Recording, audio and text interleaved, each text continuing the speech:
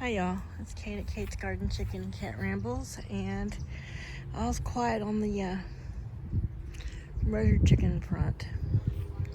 That's what I've been calling Laddie-Roo, aka Damien, and the older hens, the Heathers. And there, back inside the fence, you see Miss Moira. And didn't make a video yesterday because I cried most of the day. Colm passed away. That was my beautiful, beautiful cream-crested leg Baru without free-ranging. Yesterday made almost 2 full weeks since I removed him because Laddie-Roo was mounting him like a hen. And Colm, even though he submitted, Laddie-Roo would not stop. And when Laddie-Roo had him down, all the big girls was just like pecking his head and ripping out his feathers. And there's the rest of Murder Incorporated over there. This past week, I've noticed since then, but he was not quite being himself, and he was shaking his head a lot. Though he was right at 19 weeks old when this happened.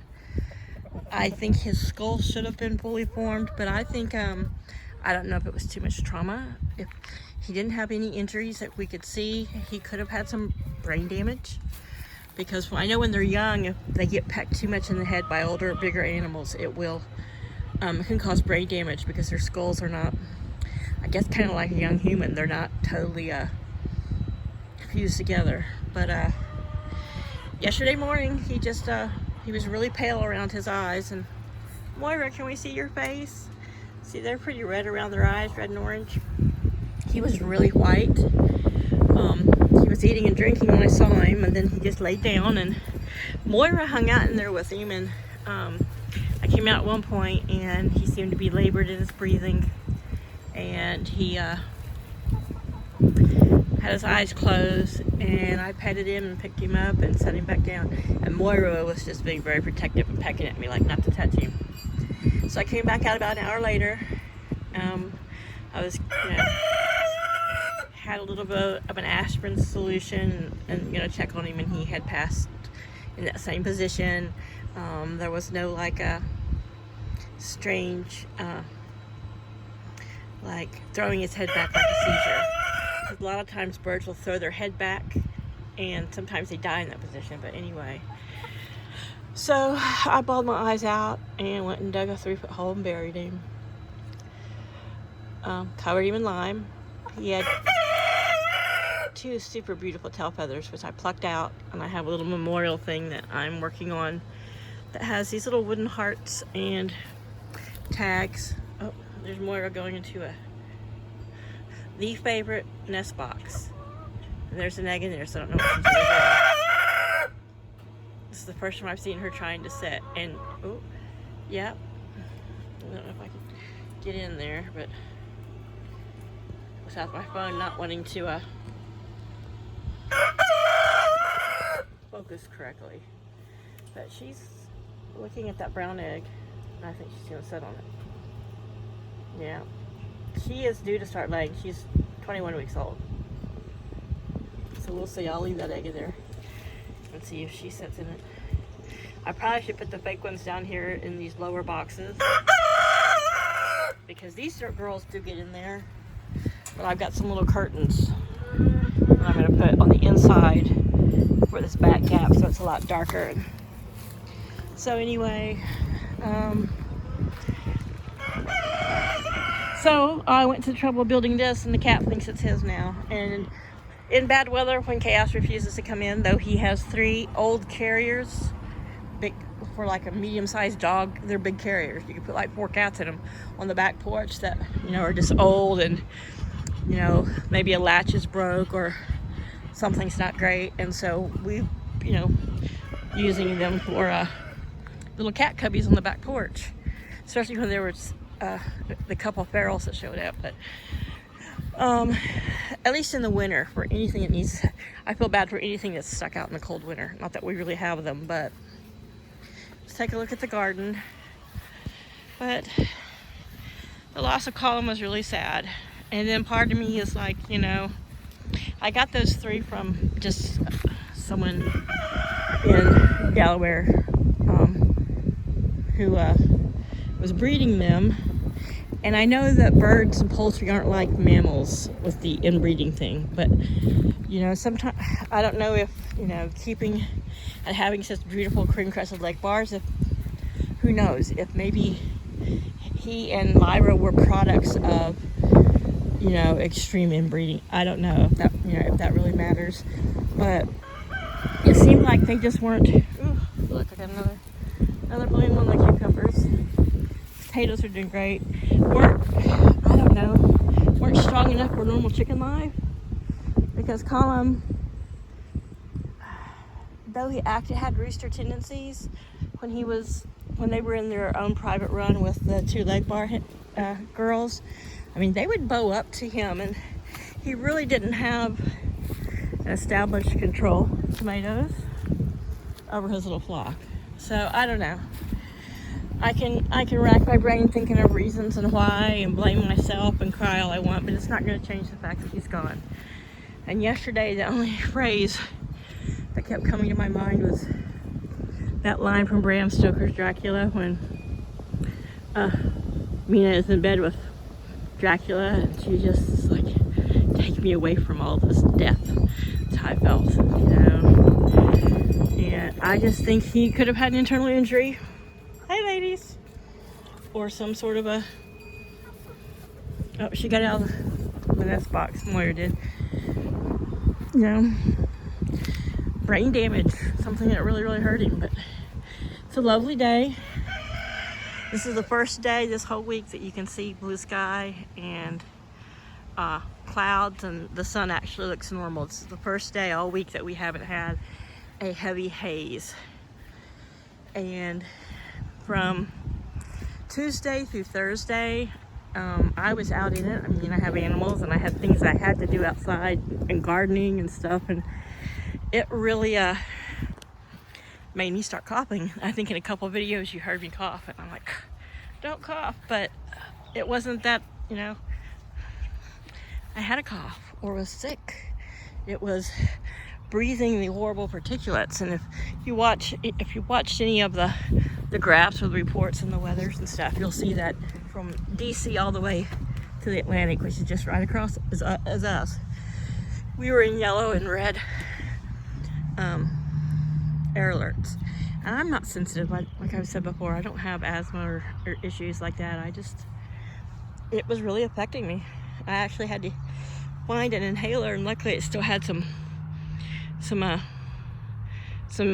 juice in it, and I could take a few puffs of the inhaler.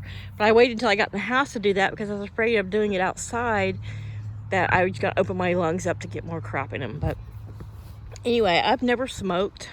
I mean, when I was young, I did a little recreational smoking, but okay, a lot of recreational smoking, but that's a whole another life. But now I'm just sitting here in my swing. Oops, sorry. Get my thumb in the way. My white legs, trying to get a little more sun. Looking across the street at this 10-15 acres of, I think it's about 10-12 acres of corn. It seems to be growing so fast, but it's just nice. Look, that's to the west, and this is to the north, and this is the first blue in clouds I've seen all week.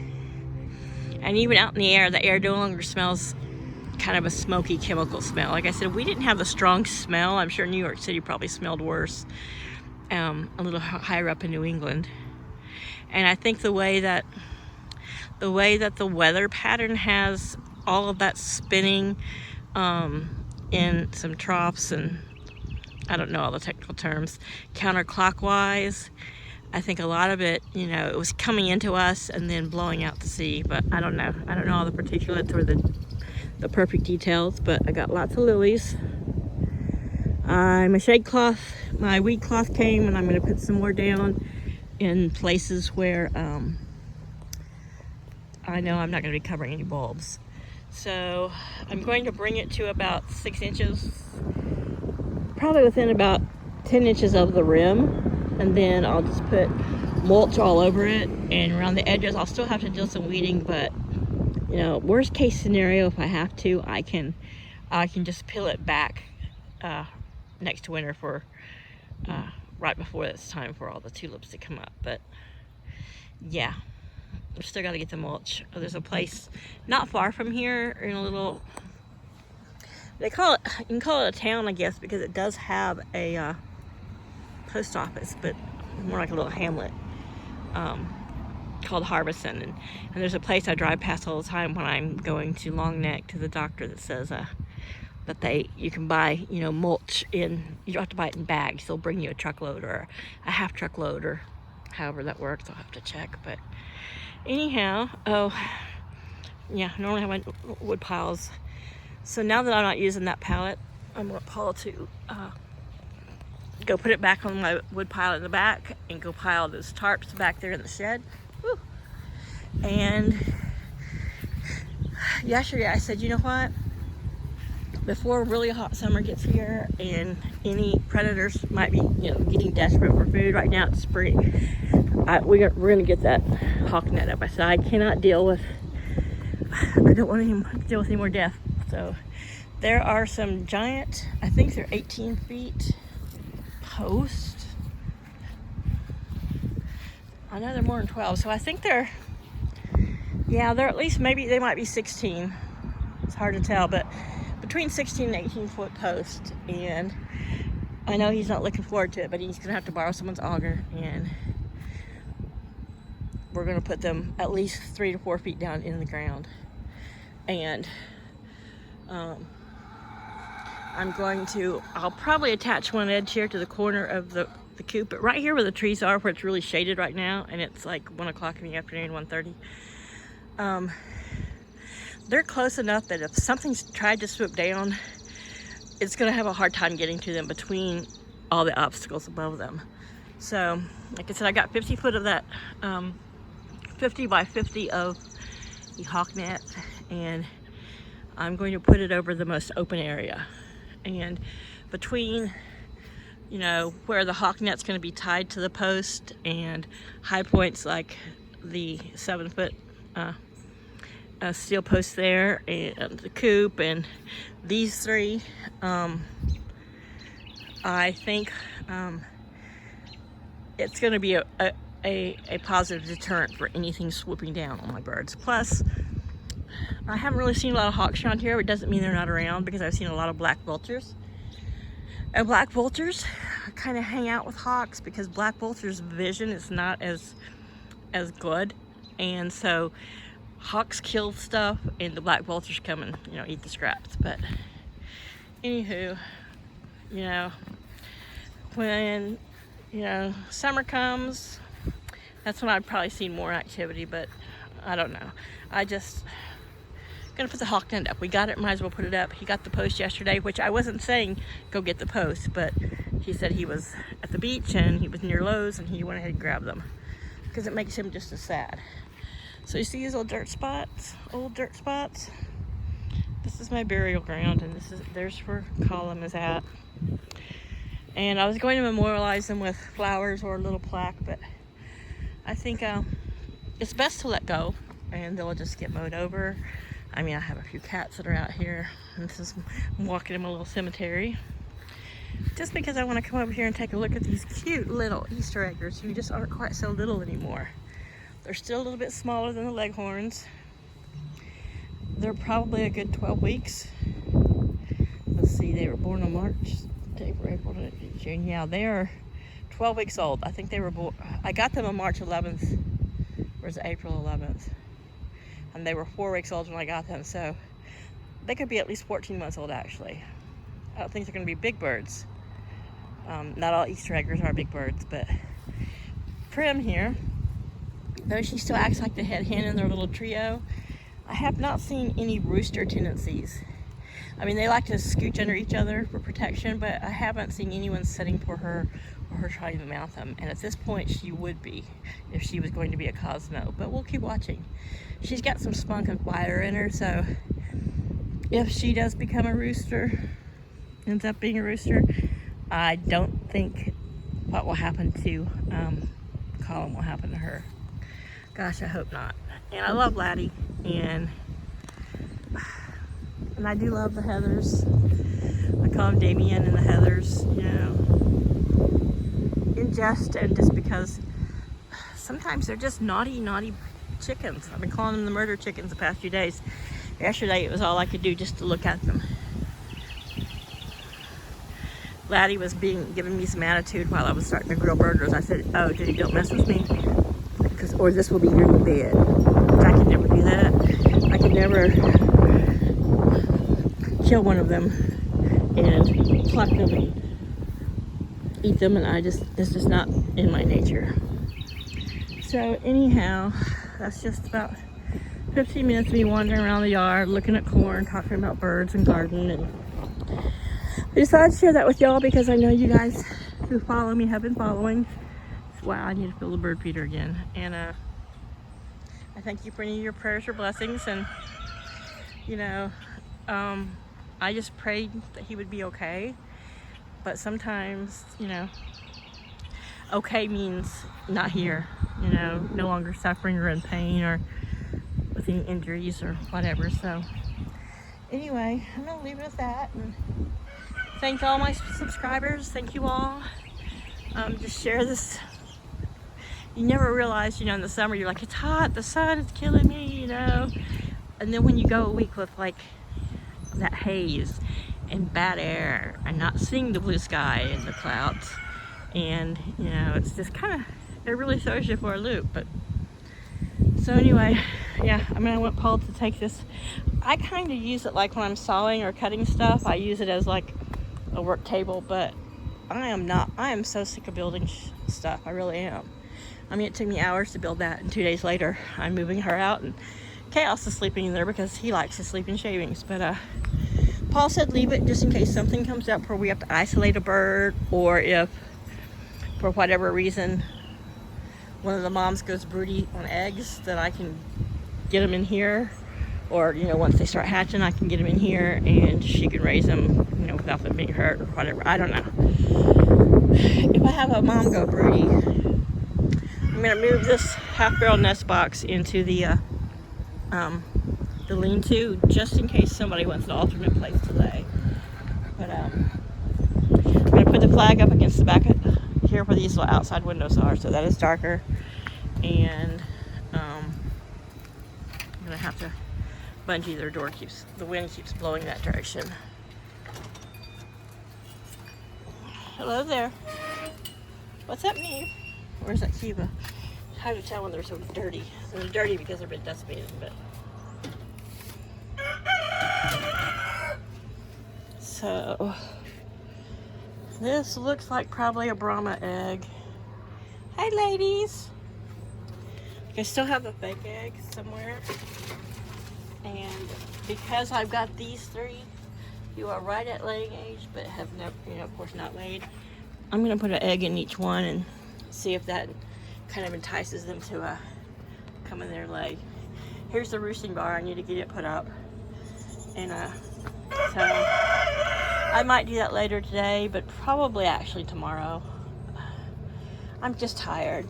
You know, I did all that work on Wednesday, and I've been talking with a friend of mine who kind of runs into the same thing. Some days you like really, when you do stuff that's not something you do every day and you spend hours doing it, sometimes it's just more recovery. And I did all that work with all the bad air, so there's Heather number 1, number 2, and even little Miss Marigold, who, look at her feathers, is adorable. Like I said before, part of that plucking is her. Some of it's Laddie, but she didn't have any raw spots. She just has some missing feathers. So when I can get Paul to come out here and hold her, I'm gonna try to get another chicken dress on her, which she doesn't. She hates wearing them, and she pulls at them, and it's just a matter of someone else holding her so that I can use both hands to make sure it's secure around her, you know, around her wings, underneath her wings. And if I have to, you know, do something to make it a little tighter, I can adjust it while, you know, she's being held still. But I mean, he mates everyone about the same, but I've noticed her plucking them out too, and I've picked her up and I've looked. She does not have any mites or parasites. I don't know if it's her age You know, if she's like in a half molt, half mating feather loss. Look at these two over there. She's like, I'm the boss of you. And Zin Zin's like, I'm the same size as you. You know, and those three stick together. Last night I came out after dark because I was concerned of whether or not Moira would be allowed in on the roost. You know, they've got 3 levels. And she's enjoyed being with her sister, the Rhode Island Red. Sorry, I got a would be buzzing me. But, you know, they were showing their dominance. Like, okay, yeah, we love you, sis, but we've been here longer. You know, you're new back to the corral or whatever. So I came out and everybody was on the very top rung up here, which, you know, it held all 10 of them, but it was, well, all 9 of them. And the far left, the choice spot, the top roost is where Luna always wants to be up against that wall. And right beside her was Moira. And then Zin Zin, little Zin Zin over there. That's the brown and black Easter egger was there, and then they all just kind of lined up. And only one Daisy, one of that's her, Daisy's booty, was on the 2nd level by herself. But you know, and where there's that little square thing in the back, which is kind of like a wall, a couple were roosted up there. But anyway, they were all, she's really interested in that egg that's in there. So maybe I'll go in and get the little curtains cut and come out and staple them up. But anyway, she was roosting up there just fine. She was standing over here on the little tiled table that I just left at the tiled table. I decided not to put a roost there because they got plenty of roost, and I'm sick of building. I am just sick of building. So I came out a couple times while I was grilling, and she was standing on that corner, and when she would hear me, I would hear her do this little squawking at me. Kind of like that noise she's making right there. I don't know how much bigger she'll get. She's 21 weeks. She should be laying any day now, but she's not. The cream-crested legbars are not a large bird. They're a pretty small bird, but she's probably half the size of the Brahmas. And the Brahmas are bigger than Laddie. Paul's like, they're all fat. You're overfeeding them. I'm like, no, they're not fat. They're just fluffy. And as Brahmas go, these girls are kind of small. So, yeah. But anyway, so finally after dark, after it had been quiet for a while, and I hadn't been out here for a while, I came and checked, and she was up there roosting. Here's like, I made a video of this the other day, but I was rambling and ranting, and I picked some of the last of the roses, and I had them in this little depression glass, which I actually think it's older than depression glass, but bud vase in the house. But of course the cats kept knocking it over and trying to eat the roses, and so I brought it out here. I was having a fit of anger, and I just set it up there and said, well, I'll look at it while I'm doing construction. And they finally wilted. But yeah, where I get this hot stuff, I don't know. But anywho, once again, there's Moira, and she's doing just fine back out here. I was really nervous, especially after he died, putting her back in here. I was like, I just can't bear the, Damien and the Heather murder crew hurting her, because she's so sweet. She comes right up to you and stuff. But all day after he passed, she laid right here in this area, and I call them her sisters. She's actually a couple weeks older than them. The Leghorn Gold Lace Wyandotte crosses laid right here with her. So I thought, you know what, she wants in there, and she stayed along the edge of this fence all afternoon. So I kept thinking, well, tried to catch her. She wasn't happy about it. Paul came home yesterday evening, and between him and me and Chaos the cat, we were able to get her to run in there. She had no other option but to run in there. And the big girls were all occupied over there dust bathing, and so I just didn't want them to run at her and attack her. But she wanted to be in there, and there's safety in the flock, and chickens are not meant to be solitary. You get the rare chicken who might want to be a solitary house chicken or not be around the others. But There's a big wood bee. It might be a bumblebee hanging on these flowers. Ran into the side of my head. Must not have very good vision. But, so, I was just going to wait till nighttime when she roosted up and was asleep and scoop her up and just stick her in there on the roost. But we got her corralled in there, and I'm glad because I gave him some berries and some treats. And as the sun was going down, they all ran around here, and she was with them. So, and of course the big girls, Luna and her were seemed like buddies at the fence. But you know, that's what a Heather does. I mean, girl kind of lures you in so she can pounce. But they're eating pieces of watermelon now.